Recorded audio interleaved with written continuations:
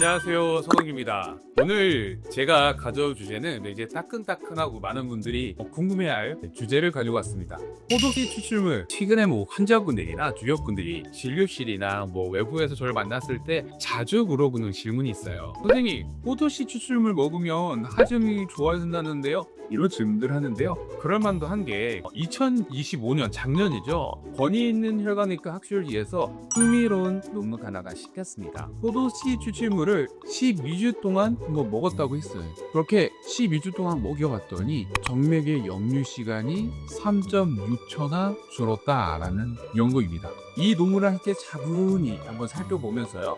결과를 어떻게 믿어야 할지 혹은 어떻게 해석해야 될지 하정을 주한 의사 입장에서 정직하게 한번 말씀드려볼까 합니다. 먼저 이 논문이 어떤 연구인지 말씀을 좀 드릴게요. 저가보 베스크가 서저리입니다. 그러니까 혈관외과, 사실 학술지죠. 여기서 이 정맥과 민프 질환에 대한 이 카테고리 안에 실린 자료이고요. 혈관외과에서 굉장히 손에 꼽히는 이런 학술지이기도 합니다. 국내 사실 대학에서 심장내과와 흉부외과 교수님들이 진행한 연구인데요. 잘 설계된 임상 시험이기도 합니다. 연구 설계를 보면 이렇습니다.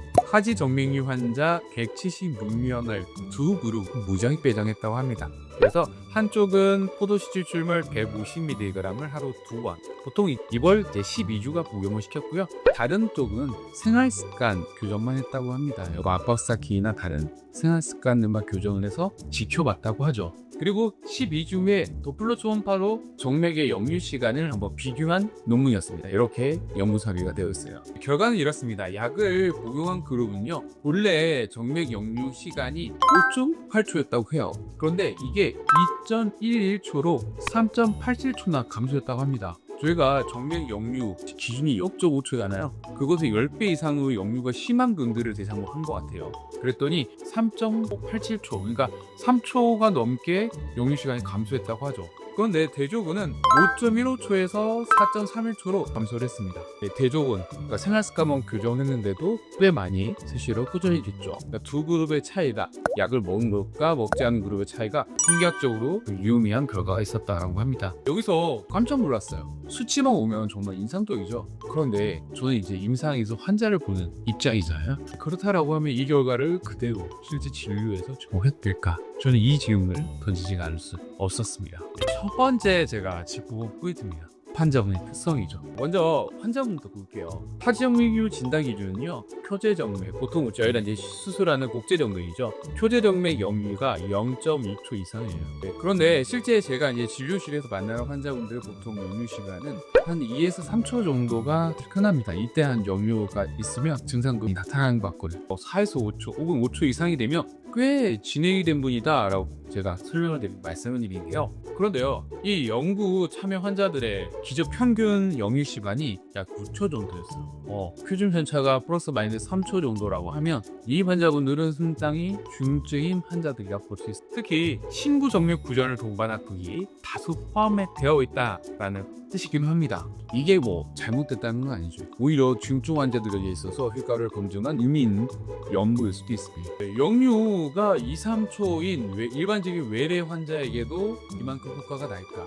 이 부분은요, 이 논문만으로는 답하기 어렵다라는 걸 좀 기억하셨으면 좋겠습니다. 뭐냐면 제가 다이어트를 해도 100kg 이상, 100kg, 120kg 되는 분들은 10kg, 20kg 빼는 거 되게 쉽습니다. 어떻게 보면. 그런데 50kg인 사람이 10kg 빼는 거랑 100kg인 사람이 10kg 빼는 거랑 다르잖아요. 그 말은 기저값이 이렇게 높을수록 떨어질 폭도 큰 법이거든요. 6초가 2초대로 가는 건 가능하지만 2초가 마이너스 2초가 될 수는 없잖아요. 근데 2초가 거기서 1.5초가 되는 것도 쉽지 않을 수가 있습니다. 이 두 번째로 살펴볼 부분은 연구 설계입니다. 왜 하필이면 그것이 추출물일까? 라는 부분들이 이 연구는 오픈 라벨 디자인으로, 이게 무슨 뜻이냐라고 하면요, 환자도 의사도 누가 어떤 그룹인지 알고 있다라는 방식인 거죠. 보통 2, 3격인 약물 임상시험 같은 경우는 이중 맹거, 위약 대조군입니다. 양쪽 다 똑같이 생긴 알약을 먹고 검사자도 누가 진짜 알약인지 모르는 상태에서 측정을 해야 한다는 거죠. 물론 높은 레벨 연구도 충분히 가치가 있고요. 위약을 만들기 어려운 보조요법 연구에서는 흔히 쓰이는 방식이라 합니다.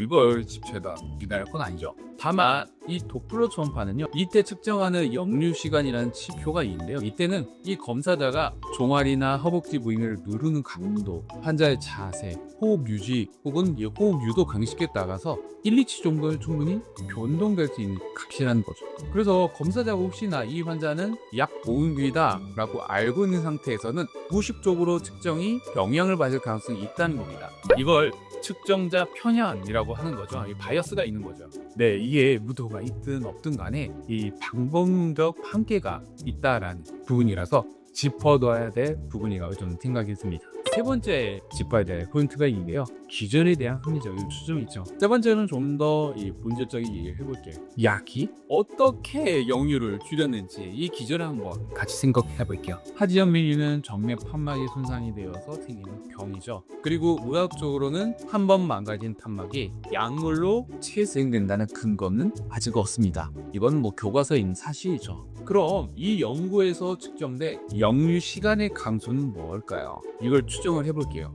포도씨 추출물의 주요 성분인 프로안토시디안은요, 이 정맥벽에 콜라겐과 엘라스틴을 보호하면서 정맥벽을 튼튼하게 해준다. 정맥톤을 일시적으로 높이는 작용을 하게 됩니다. 그러면서 정맥의 직경이 살짝 줄어들면 이 혈류의 속도가 빨라지면서 초음파상 측정되는 역류 시간도 짧아질 수 있다는 거죠. 이건 분명히 증상 개선 측면에서 의미 있는 효과죠. 환자분들이 느끼는 부종이나 무거, 욱신거림이 줄어드는 느낌들이 있잖아요. 이런 것들에 사실은 기전으로 충분히 설명될 수가 있는 거죠. 다만 이게 판막 자체가 치료됐다라는 뜻은 아니라는 거죠. 구조적인 치료와 기능적, 증상적 개선은 구분을 해봐야 합니다. 이때 이제 약을 먹고 효과가 있을 수 있죠. 하지만 약을 끊으며 정맥의 톤, 정맥벽의 그 탄성도는 다시 떨어지기 때문이죠. 네 번째 짚어야 할 포인트가 있습니다. 바로 대조군 변화죠. 이 흥미로운 점인데요. 약을 안 먹은 대조군에서도 역류 시간이 평균 1.1초가 줄었다는 사실이에요. 이건 두 가지로 해석할 수가 있어요. 첫 번째는 압박스타키나 생활습관 교정 자체가 효과가 있다. 이건 우리가 인상에서 늘 강조하는 부분이고 저도 말씀드린 부분입니다. 이게 다시 한번 확인된 셈이다 라고 볼 수 있는 거고요. 두 번째는 평균의 회귀입니다.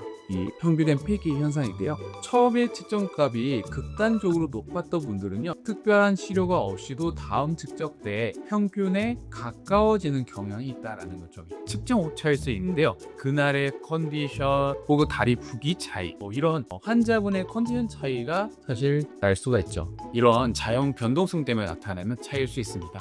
그래서 약 복용 등의 3.6초의 감소 중 순수한 약물 효과로 돌릴 수 있는 부분은 대조군 대비 한 2.5초 정도라는 게 이 연구의 정직한 컬론이라고 승인이죠. 마지막으로 짚어야 할 부분은요, 연구비하고 이해 상충 부분입니다. 제가 논문 쓸 꼭 제출하는 포인트인데요. 이 포도씨 추출물은 국내에서 굉장히 유통이 많이 되고 처방이 많이 되는 약물입니다. 정맥, 림프, 기능고전, 이 치료 예로 시장이 큰 약물이기도 하죠. 이런 연구들의 펀딩 항목에는 종종 이 제약사 연구비 지원이 기재되어 있어요. 학술적으로 정당하게 공개해야 됩니다.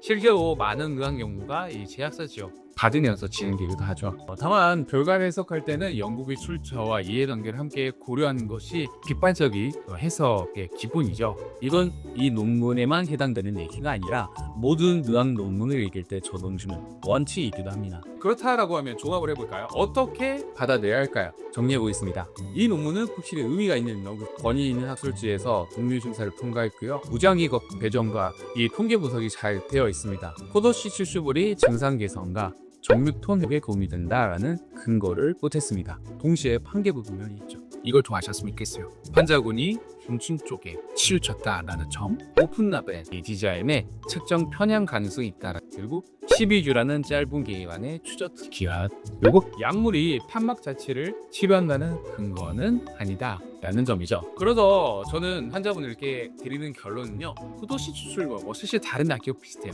증상 완화에 도움이 될 수 있는 약이죠. 나이가 무겁거나 붓는 분들께 충분히 시도해볼 만한 약물입니다. 하지만 약만 먹는다라고 해서 하지정맥류가 치료된다라는 건 이 별개의 일이고요. 거울에 보이는 혈관이나 만져지는 혈관, 이건 구조적인 문제지.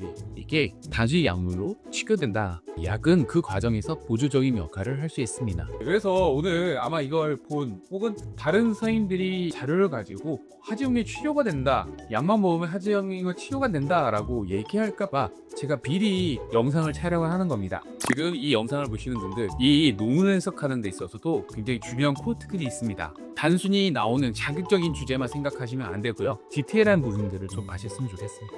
여러분들도 혹시나 증상이 있다라고 하면 포도씨 추출물 혹은 다른 정맥순환 개선 충분히 증상 개선에 도움이 되기 때문에 한번 드셔보시는 거, 처방을 받아서 복용하시는 것도 좋은 방법일 수가 있고요. 그런데도 증상이 완화되지 않거나 약을 끊었을 때도 힘들다라고 했을 때는 추가적인 조치도 한번 고민해 보셨으면 좋겠습니다. 오늘은 아마 여러분들이 관심을 가질 만한 논문이기도 하고요. 해석하는데 좀 사실은 성의가 좀 필요한 논문이라 그 주제를 좀 가져왔고요. 다음 영상에서 또 재밌는 주제 그리고 관심 있을 주제를 가져와서 차분히 정리해서 돌아오도록 하겠습니다. 지금까지 준비할 것사 소돔주였습니다. 감사합니다.